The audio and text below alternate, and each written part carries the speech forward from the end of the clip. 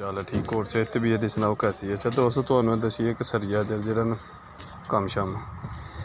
एक हॉस्पिटल बनदा पिया ते ओह्दा इ'नें जाल बन्नेआ दा कॉलम है इनू कॉलम कहंदे ने ओह्दे सेंटर दे विच बीम दित्ते दे ने एह् देखो अद्धी ते रिंग ने 4 सूत्र दे ते एह् भी हुण जेह्ड़ा ना डबल जाल होग न 4 इंच सेंटर दी स्पेसिंग ते है देखो एक जाल ला के तो ओह्दे उत्ते हुण डबल जाल स्टील चेयर घोड़ी ओह्दे उत्ते डबल जाल ला रहे हैं हुण 18 इंच भराई है एह्दी हॉस्पिटल बन रहा इक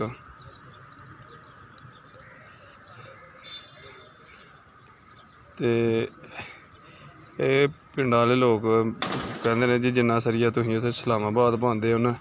इन्ने च असीं पूरा पिंड छत्त छड्डने आं। गल भी उन्हां दी ठीक है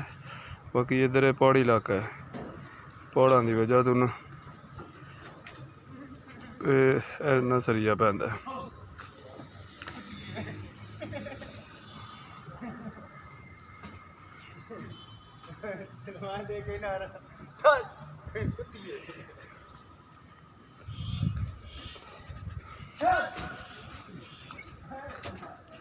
घोड़ियां बनाई दियां ने